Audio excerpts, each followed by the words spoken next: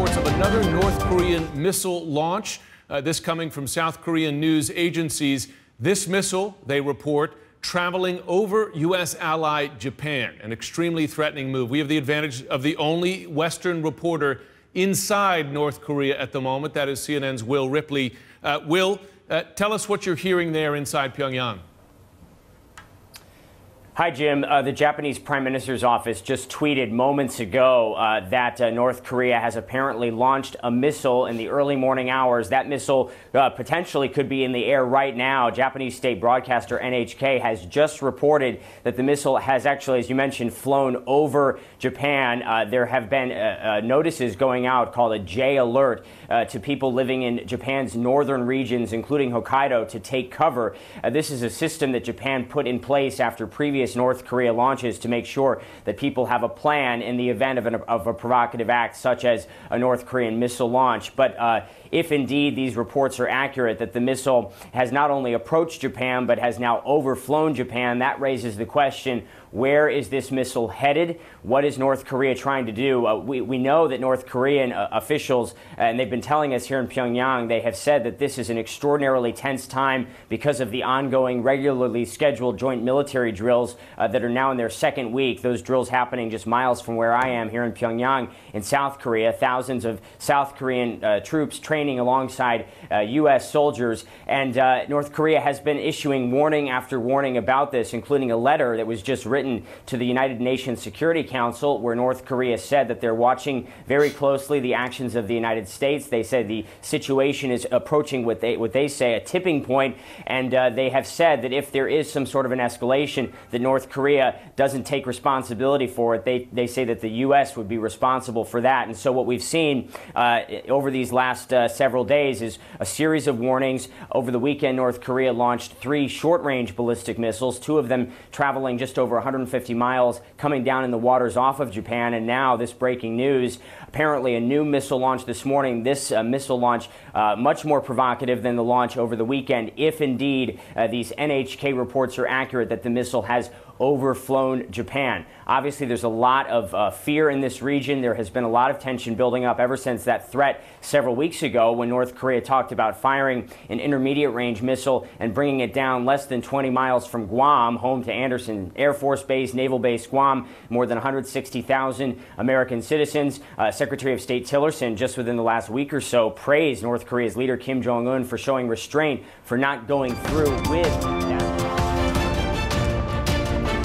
Ladies and gentlemen, the President of the United States and the President of the Republic of Finland.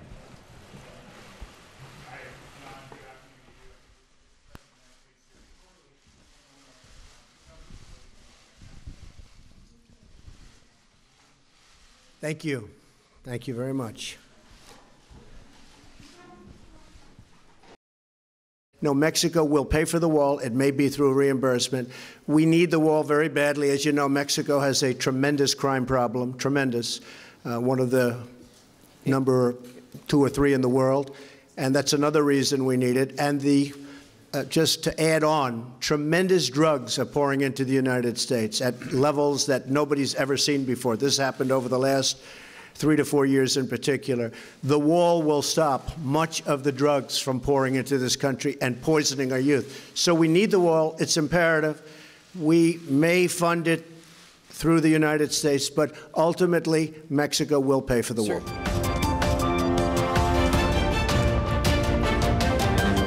Venezuela's government says it's preparing for war. This weekend, the South American nation is holding massive military exercises, a show of force from embattled President Nicolás Maduro. I've given the order to the head of the armed forces, he says, to begin preparations for a national civic exercise of armed integral defense of the Venezuelan homeland. When oil prices were at an all-time high, Venezuela could afford the latest military hardware. But the countrywide exercises come as Venezuela's economy hits rock bottom. Food scarcities have provoked violent street protests. Critics say Maduro's plan to rewrite the Venezuelan constitution is an illegal power grab that is moving the country towards dictatorship. Even some Maduro opponents say Donald Trump went too far in August when he threatened military action. We have many options for Venezuela, including a possible military option if necessary. Venezuela's government, which has long blamed the U.S. for the economic problems that plague the socialist, corruption-ridden country, jumped on the comments, accusing the U.S. of preparing to invade.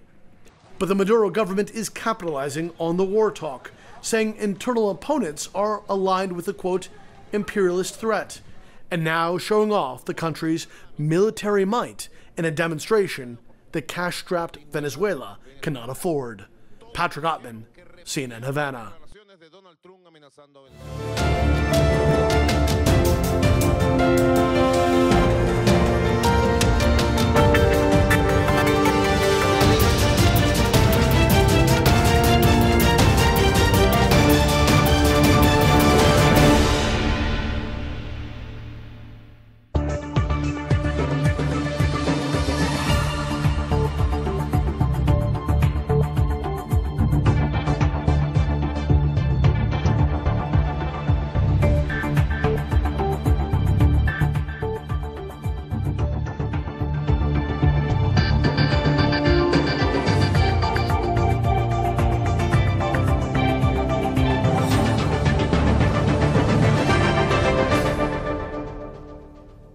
محمود عباس رئیس تشکیلات خودگردان فلسطینی که به آنکارا سفر کرده مورد استقبال رجب طیب اردوغان رئیس جمهور این کشور قرار گرفت. دو طرف گفتگوهای مفصلی پیرامون آخرین تحولات فلسطین داشتند و البته مطابق معمول آقای اردوغان حمایت کشور خودش را از دولت محمود عباس اعلام کرد. روزنامه حریت هم با بازتاب سفر محمود عباس به ترکیه از قول رجب طیب اردوغان می‌نویسد راه رسیدن به صلح در منطقه روشن است. به رسمیت شناختن دولت مستقل فلسطین و مرزهای سال 1967 با مرکزیت قدس. اردوغان همچنین اسرائیل را اشغالگر دانست و گفت اسرائیل باید به اشغالگری که به حل مسئله دو دولت آسیب میرساند پایان دهد. اما نکته جالب سفر محمود عباس به ترکیه این است که اردوغان در آستانه 4مین سال ورودش به کاخ جنجال برانگیز خود است و درست 4 سال پیش در چنین روزهایی محمود عباس یکی از نخستین میهمانانی بود که به این کاخ پای گذاشت. روزنامه‌ها هم به 4 سالگی حضور اردوغان در کاخ اشاره می کنند. سبا می نویسد 4مین سال حضور اردوغان در مجتمع ریاست جمهوری. روزنامه ملیت هم می گوید اردوغان تنها رئیس جمهوری بود که با رأی مردم انتخاب شد و 4مین سال حضورش در کاخ ریاست جمهوری را آغاز کرد. همین روزنامه در گزارشی اشاره دارد به تحولات سوریه و می نویسد تل افر از دست نیروهای داعش آزاد شد. روزنامه یعنی شفق هم در ادامه تیترهای تند خود مدعی شده بنیادهای جاسوسی سالانه 1.5 میلیارد دلار به نیروهای یپگ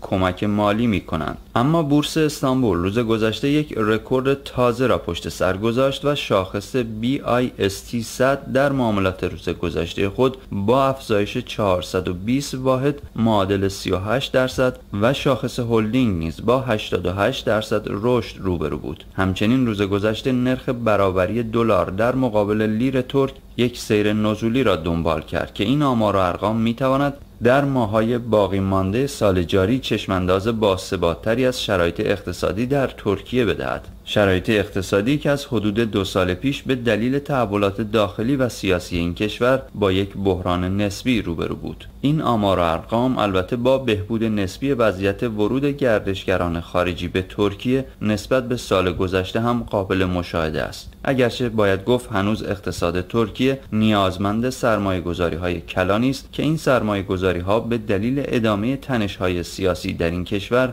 از 2 سال پیش به این سو سیر نزولی داشته.